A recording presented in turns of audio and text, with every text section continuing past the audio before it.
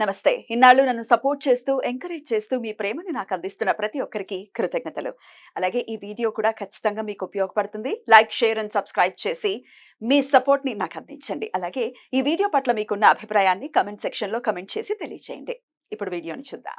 నమస్తే. Welcome to our channel. నేను కుప్పా పద్మిని. ప్రస్తుతం మనతో పాటు ప్రముఖ ఆధ్యాత్మికవేత్త, ఆస్ట్రోన్యూమరాలజిస్ట్, ఎనర్జీ వాస్తు స్పెషలిస్ట్, శ్రీ విద్య ఉపాసకులు శ్రీమతి జయప్రద గారు మనతో పాటు ఉన్నారు. మాట్లాడదాం. జయప్రద గారు నమస్కారం అండి. నమస్తే అమ్మ, శ్రీమాత్రే నమః.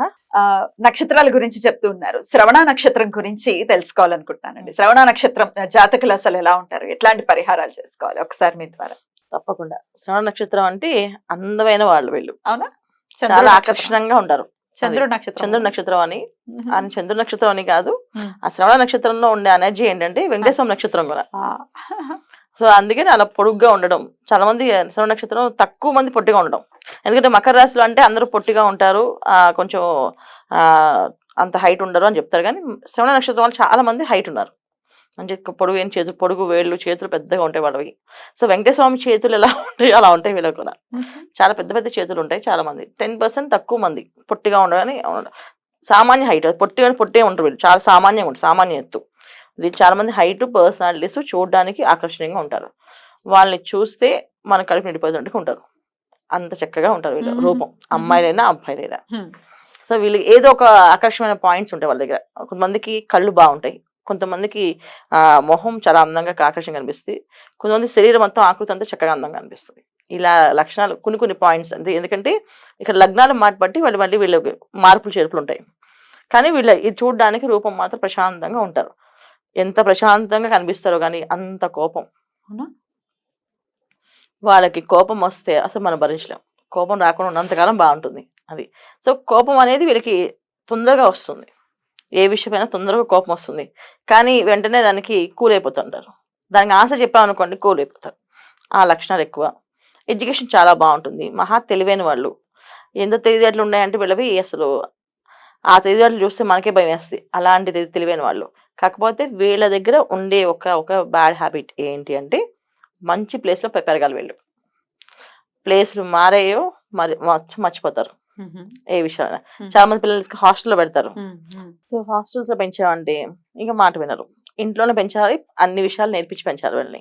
సో మన పూజ పునస్కారం, ఆచారాలు, వ్యవహారాలు, ధర్మాలు అని చెప్తూ వాళ్ళు పెంచాలి.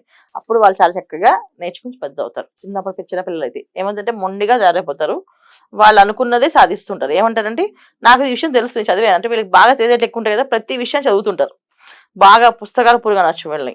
సో పుస్తకాలన్నీ చదవడము, ఆ పుస్తకాల్లో ఉన్న విషయాలన్నీ వాళ్ళ మైండ్కి ఎక్కించుకోవడం, దాని గురించి అర్థాలు అడగడము, దానికి పాయింట్స్ అడగడం, ఇలాంటి విషయాలు ఎక్కువగా ఉంటాయి వీళ్ళ దగ్గర.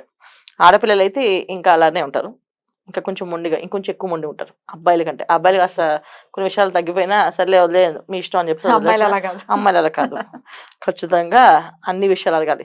మెయిన్ భార్యాభర్తల మధ్యలో భర్తకి చాలా టార్చర్గా అనిపిస్తుంది. ఎందుకంటే ప్రతి విషయం పర్టికులర్గా ఉండాలి, డిసిప్లిన్గా ఉండాలి, ఇది ఇలానే ఉండాలి. ఇది ఈ టవల్ చాలా మంది చెప్తారు, చాలా మంది ఇళ్లలో చూస్తాం టవల్ మంచం పడేస్తారు కదా, వీళ్ళకి చాలా కోపం వస్తుంది. టవల్ ఎక్కడ ఆడేది చూపిస్తారు, ప్లేస్ వెళ్ళి అక్కడ పెట్టాలి. లేకపోతే అంటే చిన్న విషయాలు కూడా వీళ్ళు ఒప్పుకోరు. అంటే చిన్న విషయాలు కూడా వీళ్ళు అస్సలు ఇలా ఉండడానికి కుదరదు, అలా ఉండడానికి కుదరదు అని చెప్పే పర్టికులర్ మనుషులు అన్నమాట వీళ్ళు. చాలా మంచి మనుషులు, మంచి మనస్తత్వం. మనసు చెడ్డగానే కాదు, కానీ పర్టికులర్ గా వీళ్ళు డిసిప్లైన్ మనుషులు అన్నమాట. ఇలానే ఉండాలి అని చెప్పేసి. అలాంటి ఎక్కువ ఇంట్రెస్ట్ ఈ శ్రవణ నక్షత్రం వాళ్ళకి.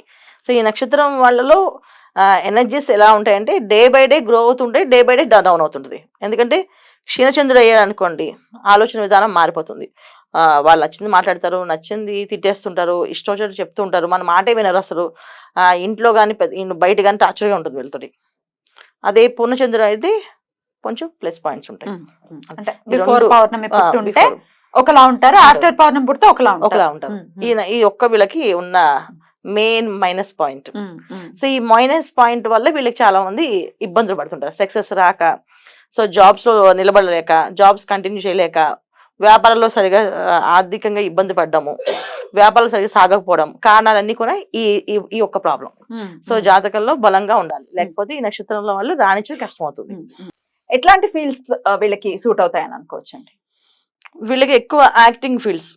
చాలా మంది ఈ నక్షత్రం పుట్టిన వాయిస్ చాలా బాగుంటుందిరా, మైండ్ చాలా మందికి ఒక్కొక్క బాగుంటుంది. చాలా మంది వాయిస్ బాగుంటుంది. సో డబ్బింగ్ ఆర్టిస్టులు బాగా ఎక్కువగా ఉంటారు. తర్వాత యాక్టింగ్, రైటర్స్, డాక్టర్స్. ఎందుకంటే మకర రాశిలో ఉంటాయి ఈ నక్షత్రాలు. సో మకర రాశి అంటేనే అది పవర్ఫుల్ గా ఆయన ఇస్తారు. తర్వాత చాలా మంది అవుట్ ఆఫ్ కంట్రీస్ అంటే మన సౌదీ కానీ, అమెరికా కానీ ఇలా వెళ్ళి వీళ్ళు సంపాదించడం, ఉద్యోగాలు చేయడం కానీ, సెటిల్ అవడం అని ఉంటుంది.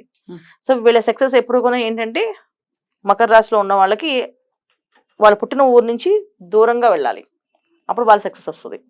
అది ఎక్కువ ఇంపార్టెంట్. అక్కడే ఉంటే కుదరదు, అక్కడే ఉంటే అవ్వదు, తక్కువ ఉంటుంది Hmm. గ్రోత్. Hmm. బయటికి వస్తే ఎక్కువ అవుతుంది. సో ఎక్కువ బయటికి వెళ్ళాలంటే మా లక్షణాలు చేయడం వల్ల వాళ్ళ సక్సెస్ రేషియో పెరుగుతుంది, ఆడపిల్లలకైనా మగపిల్లలకైనా. సో వివాహం అయ్యాక మెయిన్ ఆడపిల్లలకి ఏంటంటే వివాహం అయిన తర్వాత హస్బెండ్ తోటి కొంచెం ఇబ్బందులు ఉంటాయి. అలాంటి ఇబ్బందులు రాకుండా ఉండాలంటే వీళ్ళు ఆంజనేయ ప్రదక్షిణాలు ముందు నుంచి చేయాలి. సో లైఫ్ లో వీళ్ళు ఆంజనేయం వదలకుండా చేయాలి. అలా చేసిన రోజున వీళ్ళు సక్సెస్ అవుతారు 100%. రైట్, చాలా బ్యూటిఫుల్ గా ఎక్స్ప్లెయిన్ చేశారండి. డెఫినెట్ గా చెప్పినటువంటి పరిహారాలు కానీ లేకపోతే ఈ హనుమత్ ఆరాధనని విశేషంగా చేసుకుని చాలా ప్రశాంతవంతమైన జీవితాన్ని శ్రవణ నక్షత్రం వాళ్ళు పొందాలని మనస్ఫూర్తిగా కోరుకుంటూ ఇక నెక్స్ట్ ఎపిసోడ్ లో ధనిష్ట నక్షత్రం గురించి మాట్లాడుకుందాం.